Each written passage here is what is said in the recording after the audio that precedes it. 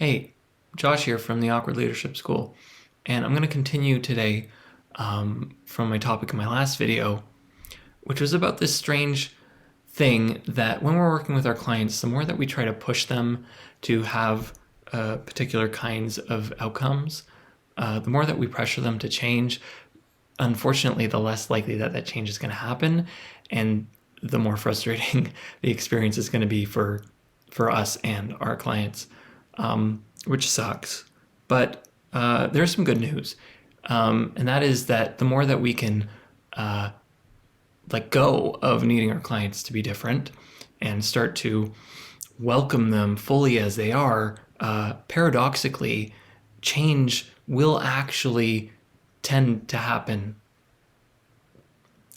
I went into a lot more detail about this in my last video, but I want to highlight a few things.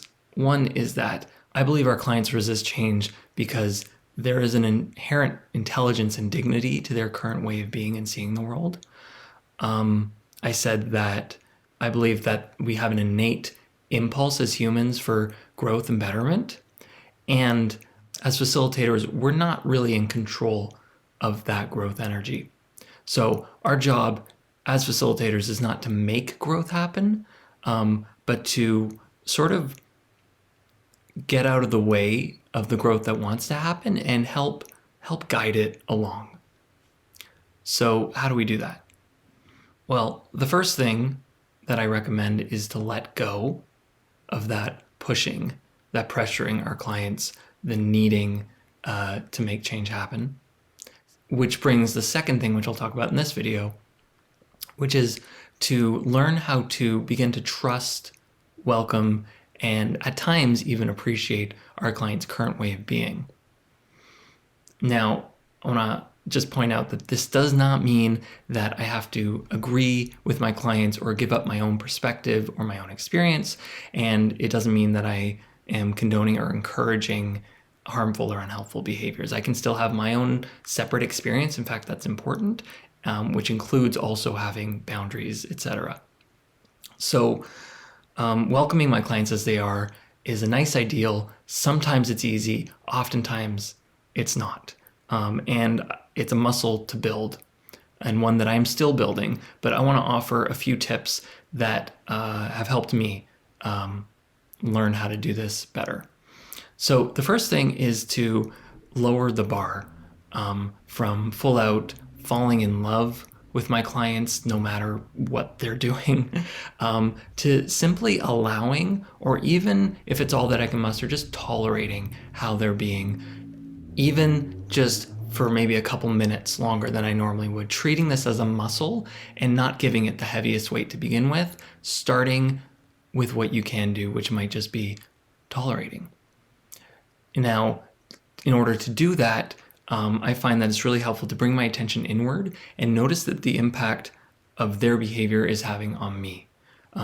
Likely, if I'm having difficulty welcoming my clients, if I'm rejecting them in some way, it usually has to do with some intensity in my own nervous system, some discomfort. So the more that I can bring my attention to the level of sensation in my body and begin to tolerate that intensity in myself a little bit more, the more I can do that, the more space I find I have to allow my clients to have their experience.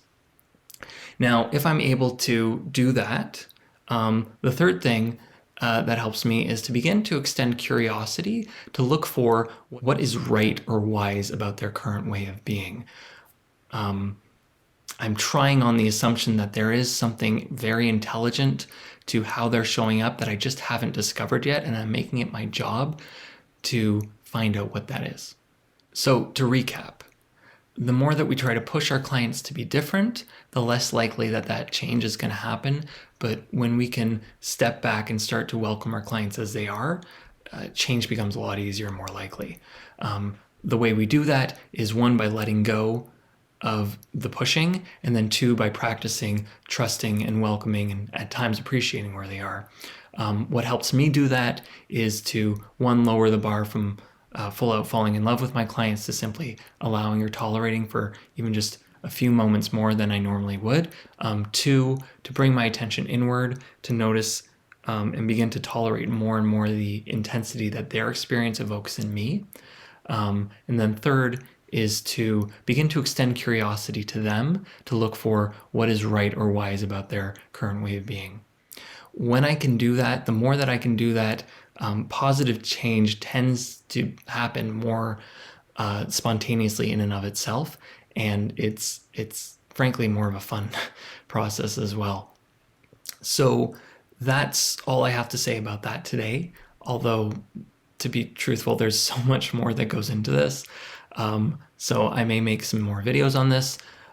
Do let me know what you think. I'm really curious about how this is landing, what questions it evokes in you or comments. Until next time, this is Josh from the Awkward Leadership School, and I bid you adieu.